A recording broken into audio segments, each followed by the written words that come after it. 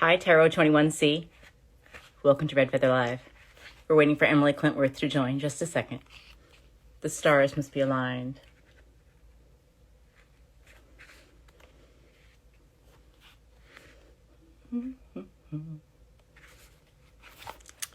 Oh, I see Emily's hopping on.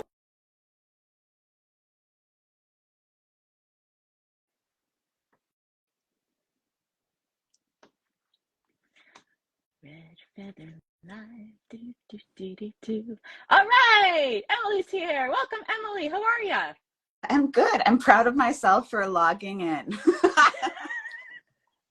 You know, those of us that love 2000-plus-year-old technology, we sometimes have a hard time with modern technology, and that's okay. That's part of our charm. Yeah, I was really, really feeling it the other day during testing when it took me an hour and 15 minutes. That's why we have dress rehearsals, and that's part of the fun of going live too, because you just never know what's going to happen. So we'll get things kicked off here. So hi everyone who's joining us for Red Feather Live today. We are joined here by Emily Klintworth. She's an award-winning writer and astrologer, paving the way for the great Aquarian age.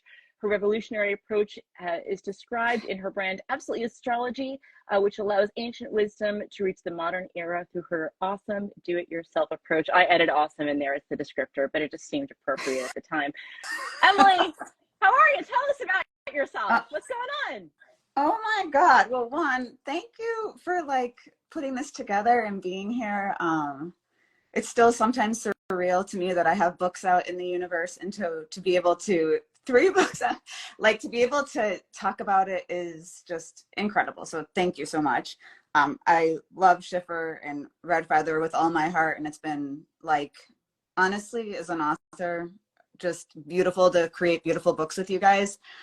So to learn about me, such a vast question, right? And what the astrological chart is always doing. But what I would say is this: I'm a born psychic, and I grew up extremely intuitive with very little help, with very little development, almost isolated with no other true intuitive psychics around me, which is confusing. So hard teenage years, how do I navigate this? Why does what people say not match their energetic soul signature? What am I supposed to do? And then I grew up still trying to find my place. I connected with a company called Lush Fresh Handmade Cosmetics that felt kind of like home. But it wasn't until my 30th birthday at my first Saturn return that I felt seen for the first time in my life. And that kind of just activated this absolute desire to share astrology with everyone and anyone who would ever talk to me about it. Wow. I'm just here to talk about this ancient language and make it accessible. It is not as complicated as people think, and that's what I do. That's cool. And okay, so let's break that down. So first of all, I think an experience a lot of us have had just kind of growing up, especially those of us who grew up kind of before, there was a ton of resources available before you had internet. Yeah, that definitely leaves an impression on you when there's very little to go on. And I know for me and maybe for you too, some of those early resources I did get my hands on are so nostalgic for me now, because that was your one thing that you had to hold on to. But that does build such an appreciation for the importance of good teaching, when I think you yourself struggled for so many years and know what that's like to have a hard time, building those connections and figuring these things out. Yeah. And it's, when something would speak to me, I could sit down and I could read an entire book in a day, or finally feel seen and heard. But it was never, it was never enough. I always needed more. I was like, please, someone explain this more to me. Help me develop this. Do I listen to it? Do I ignore it? What do I do with this? Right. Is it real if nobody else can validate it? Right. I've come to know that my inner voice is real and completely on point. And most of the people that I connect with truly trust their inner voice. And I think that's a beautiful thing. That's awesome. And, obviously you have so much to share with 3 fantastic titles, one of which is a cover award winner. So I know, part of your angle is really being able to make astrology accessible. And I think astrology is one of those topics where people, they start to get into it and they get really excited when they're learning the basics. And then suddenly it feels like physics class and people just glaze over. It's like seeing an Excel spreadsheet for the first time. So how generally do you help to break that down for people just to make this a little bit easier and more accessible? You know what it is? I have a really hard time learning like I'm like the BC student from school, you know what I mean? Like I couldn't focus, I couldn't like get engaged, and like to fully learn something I had to like do it, like I had to embody it and act it out. Like I couldn't. And so when I was learning astrology personally, like I had a mentor, I was apprenticing, but I had to like physically make and create and like start doing that. And because I was so new and I was reading for people, I realized, oh my God, my people can catch on so fast with the right worksheet, with the right tool, with the right cheat code, that it's almost like, it reminds me of like back in the day when you had to like hand computer code to get a web page up, and now you can drag and drop. So I'm like the drag and drop girl. Like we can drag the sun over here, we can match it with this keyword that goes in the house, and then voila, you discovered your soul purpose all by yourself, and it's freaking amazing. I love that. I love that. And, you know, it's so pertinent too, because we know astrology has become sort of, you know, more popular than ever. It seems like there's been this incredible renaissance of interest recently. And so obviously, like with the most recent book, The Elements of Becoming a Successful Astrologer. So this most recent title is really aimed very specifically for people who are looking to go pro with their astrology practice. So tell us more about how you found that there was a need for this, and sort of, you know, if you break down the book a bit for us. Yeah, I mean, I think, and it's like kind of connecting the dots for me even right now, like having grown up so like isolated with my intuitive gifts, as I became an astrologer and I started practicing and COVID hit, and I was like, I want to share this with people in a bigger way. Like I want to really like teach and get this information to them and help them to get through that little bridge of self-doubt and worry, and am I worthy, and is this the right path for me? Like I always say to my students, like astrologers are going extinct, man. We need more of us. Let's not compete against each other. Like, can we please just start letting astrology be the language it was meant to be? I don't think it's always about predicting the future. In fact, I aim against that. I believe in free will and so many probable futures that I use astrology in a really different way. But it was just this motivation in me to have more conversations that were ignited by astrology. And whether you believe it or not has never really mattered to me, because I think the conversation astrology starts changes lives. And that doesn't require anything other than astrologers to start conversations that matter. So that's been in my heart since, you know, since the beginning, but through COVID, through that isolation, really feeling like it now is the time. And I poured this book came flooding, like just out of me. Like I just couldn't stop writing it. And I just like, it was like a decade of like information and training. And I was like, I need it in the book. And so I put it in the book. And there's nothing like having struggled through a process and figured something out for yourself to help you like know that topic and just know exactly what that needs to be. So tell how much of the book is sort of, you know, advanced astrology, things you're going to really need to know for like the nuts and bolts of reading charts for other people, versus sort of all of the other stuff that goes with these practices. And, you know, as someone who's, you know, not a professional astrologer, but who has worked in, you know, sort of the holistic healing, you know, arenas and some of the magical arenas and services and things, I know there's a lot of like self stuff that has to be gotten through to kind of go through this process. And you learn a lot too about boundaries and just sort of working with people. So, you know, how does the book kind of tackle those topics? I mean, that's a perfect question. And it's such a big one for the new age industry. And it's such an important piece of the puzzle, because as I started doing this, I mean, ironically, my entire 20s were dedicated to customer service training and development, working for Lush as a manager. And so what came natural to me was not coming natural to my other friends out here serving and doing psychic readings and doing tarot and doing Reiki. And there was such a lack of structure within the actual containering and the process of giving a reading, that like it could feel scary or like really hard for people to want to do it professionally, because they didn't know if they could deliver. Right. And I always thought, you know, for me, coming from a customer service background, that has nothing to do with worth. That has nothing to do with anything about you. It has to do with the actual process that unfolds when you interact and you give an experience to somebody.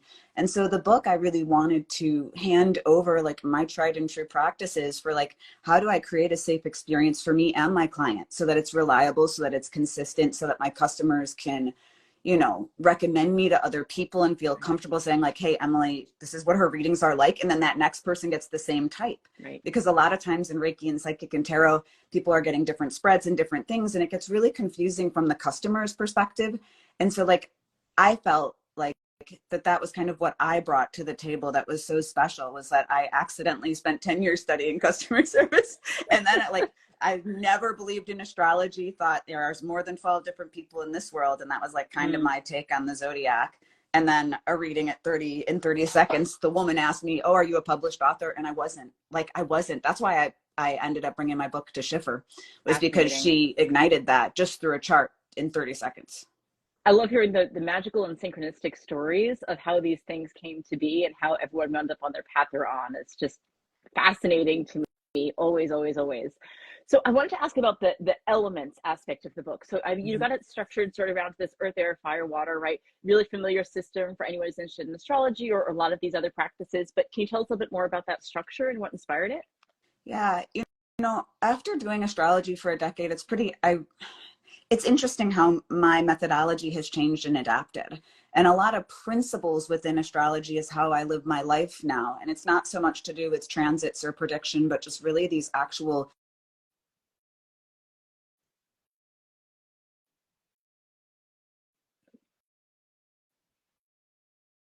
Emily, we lost sound for you, I think. Oh, there we go. Yep, you're back now. You're good. Okay. I recognized that the universal principles in astrology were happening to us, through us, with us. And the elements, fire, earth, air, water, are connected to the creative process of the soul. So we are all creators, every single one of us, whether you can draw, write, whatever. We're creative beings. We envision an idea and we try to walk towards that future and bring it together in a harmonious way with our soul and our spirit. And it happens over and over and over and over again. And as I worked with the elements and I trained on it, I realized, oh my God, like fire is this birthing visionary energy that just allows ideas to flow. Yet without earth, it cannot manifest. Right. And then once it manifests, if we can't evolve with air and elevate our visions higher and higher and problem solve, then we get stuck there. And if we can't create meaning, water, to pick ourselves up when we fall, like we collapse our own fields and we can't manifest that which we want. And so the whole book is through this energetic process that I've worked and attuned to for the last, I don't know, for a very long time now, that I've been working with. How do I bring anything I'm trying to create through fire, through earth, through air, through water, intentionally, including writing my books, including, relationships that I'm building, including things that I'm doing as a parent. It's an important part of the process, and we all get stuck at a certain part. And that's what the chart can tell you. It can be like, oh, I see you only like the earth part of the manifestation process. So you're proud. I know exactly where you're shooting yourself in the foot. You know what I mean? Yep. Yeah, it's a balance. And I think that's just such a good thing to keep in mind too, obviously, when in the age of the internet, it's really easy to kind of follow into one extreme or identity or the other. And, oh, I'm a fire sign. And, you think all one direction, but you got to remember the purpose of all these things is to understand how to balance all of these elements within yourself.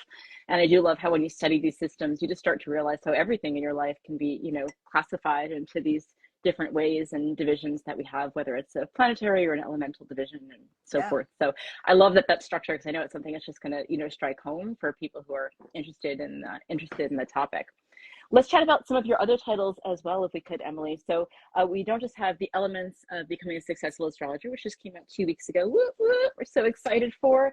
Great for people interested in becoming professional astrologers, or really just looking for good, techniques for any kind of mind, body, spirit, service-based practice to, have an understanding of how to do better there. But we also have your Cosmic Compass and Claiming Your Power Through Astrology. And I love the interactive aspect with these books as well. But if you could just tell us a little bit more about these, I'm sure the audience would love to know. Yeah, I'll start with Claiming Your Power, because that was my first book that I wrote. And as I was learning astrology, like some of the books that I was reading were so dense and so hard that the languaging was like, I was like, wait, I'm an astrologer and I don't understand this.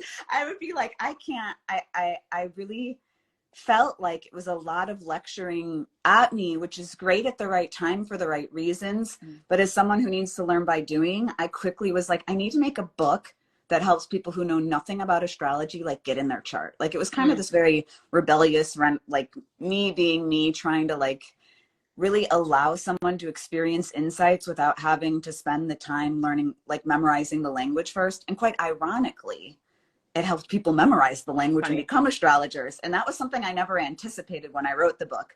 I was like, let me just help people like you know, like, let's give them a reading through the book and let them get their insights on their own, because I felt like when you get it yourself, it sinks deeper.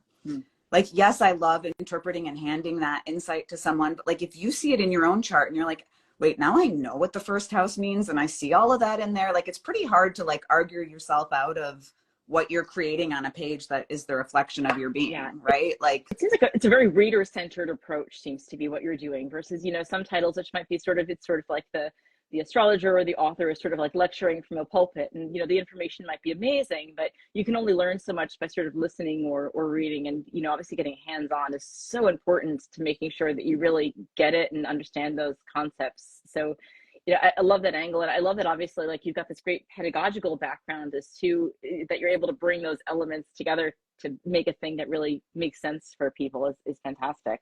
Tell us about your cosmic compass. you know, the true story of your, you want the true story of your cosmic compass? No, that's what we're here for. This is the tea. See, I've got my mug. Okay. Here's the true story of your cosmic compass. Okay, so I wrote Claiming Your Power, and I was like, so like, yeah, I wrote a book. Like, I was like, I couldn't believe I had written a book. But like, once you write a book and you know you can do it, you're like, well, I got to do it again. And I really wanted. After a while. Yeah. Oh yeah, I'm addicted. I told my husband, I told Adam, I was like, I think I need to start writing my next book. I'm like, all right, once it gets completed, I'm ready to like birth the next book out of me.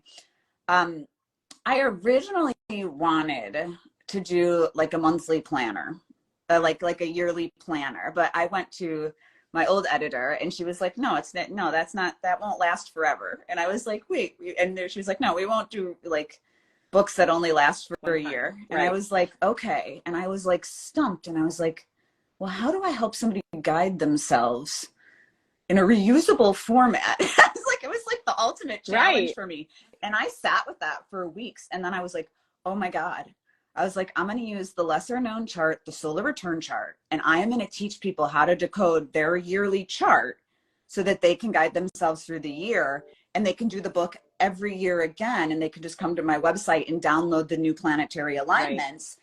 And so then it was like this whole epiphany for me, because I was like, I can do it. I can create the reusable planner. And that was then this guy, like, this one is so special. It was also too, and this is kind of like tear in my heart. I dedicated this one to my kids, Jack and Lily, because I was like, I had just had them, and I was like, what if something happened like to me and I couldn't just give what I could give? And I was like, how do I make something where I could like actually help my kids out if I disappeared? And like, this was it. I was like, this is what I would tell my kids. And if it's good enough for my kids, it's good enough for the world. And like, that is what I wanted to like give back. Oh, that's beautiful. I love that so much. And it's awesome to hear maybe some new things coming down the pike, because obviously you've got a ton to share with us. So that's fantastic. Let me see here. Okay, so we'll leave off one last thought for elements of becoming a successful astrologer. What's the biggest piece of advice that you would have for astrology enthusiasts who are looking to go pro? Say that again. The best piece of advice to help someone go pro. Yeah. Yeah. That you're so worthy. Like, that you're just so worthy already. The fact that anybody wants to do this work is like the most amazing, incredible thing. Like, we serve the soul. We help people see themselves. We help people connect with themselves. Like, don't worry about anything other than like the fact that you already want it is proof enough that you're ready for the job. Like, I mean, like, there's not a lot of people wandering around Earth thinking about this. So if it's in your heart and mind, I feel like that is the call. But I think our own self-doubt and our own like, I mean, I had it. I was scared out of my mind. And I was like reading books from the library, and I like went to ask my mentor if she would teach me. And I thought, she's going to turn me down. She's going to reject me. Who am I? How dare I ever try to learn astrology? And I think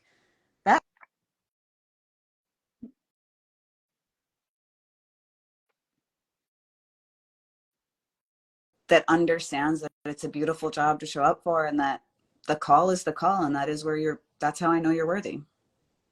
That is beautiful. You absolutely gave me chills, and I think just a great message to anyone who's looking to, you know, take the plunge and pursue their dream for becoming a professional astrologer, for, you know, a reader, or any Yeah. of these other practices. You know, it absolutely is a calling, but, you know, such a special opportunity to work with people and just really make a huge difference, you know, if you hear that call. So we're happy that you're out here giving good guidance to those who are interested. Emily, thanks for that. Yeah, I hope so. And I hope Awesome. people do lean into it and follow it and start serving and helping people, because I think the moment you do that, it kind of solidifies that manifestation process I was talking about with the earth element. Just see how much impact you can have just by caring enough to just try, you know, like it's important. That's beautiful. And, you know, it's so comforting too, I think, for, you know, folks who are learning or interested in going into this, to hear that, you know, authors have struggled with this too. People who are established experts in their industry like you are had their struggle points as well.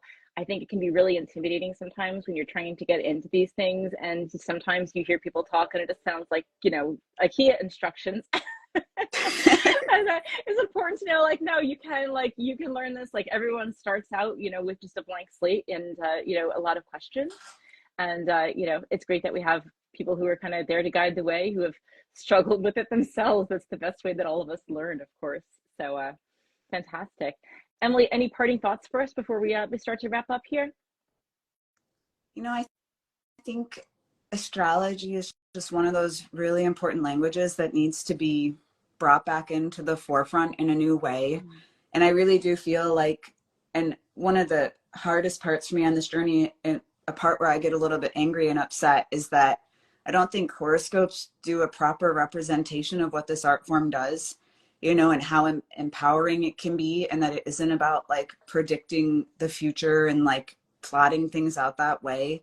I think that is very much what we're leaving behind from the age of Pisces, where there was this very guru energy, and it was like, and this is the only way things go, and this is exactly how the timeline leads out into the age of Aquarius, which is like, there's so many probabilities and there's so much space to play and show up in different ways. And astrology opens that door, and it opens a conversation for everyone that really changes how they look at themselves and who they could become. And changing that narrative can be really hard. That's why mindset coaches exist. But I feel like with astrology, you kind of bypass all that and you're like, oh my God, it's in my chart. Like, then I know that timeline can exist. And it really kind of activates that belief I think we need. So play around with the chart, see what it says, get into it. Don't be afraid of it. And yeah, I think you'll be well served to learn what the mirror says about your soul, for sure. Beautiful. Emily, if people want to follow you, what's the best way to find information about what you're up to and classes, and what are you offering right now? Yeah. I mean, you can go to my website, absolutelyastrology.com. Though it's currently having a maintenance upgrade right now, so it should be ready by the eclipse. I teach live classes with Uncommon Goods, which is an amazing experience. You can actually do my Written in the Stars class that is based off my book, Your Cosmic Compass, where we build your chart with stickers. If you actually want to see an example, this is one of their charts. You can come get the book, come play in class with me, build out the chart. That would be the best way to kind of just start doing it and dive in. That's the way we do it, which is straight into the deep end. Awesome. Whether the water's warm or cold, we dive in. Awesome. Well, Emily, thanks so much for joining us. Again, this is Emily Klintworth. She is the author of Claiming Your Power Through Astrology, Your Cosmic Compass, and the Elements of Becoming a Successful Astrologer, which was just released. You can find her on absolutelyastrology.com. Everyone who's watching live and who tunes in later, thanks so much for watching. Thanks for supporting authors like Emily, and thanks for supporting small publishers like Red Feather as well. And Emily, thank you so much for joining us today. It's been a great chatting with you. Thank you so much for having me. I hope you have a great day. Thanks. You too. Bye, everyone. Bye.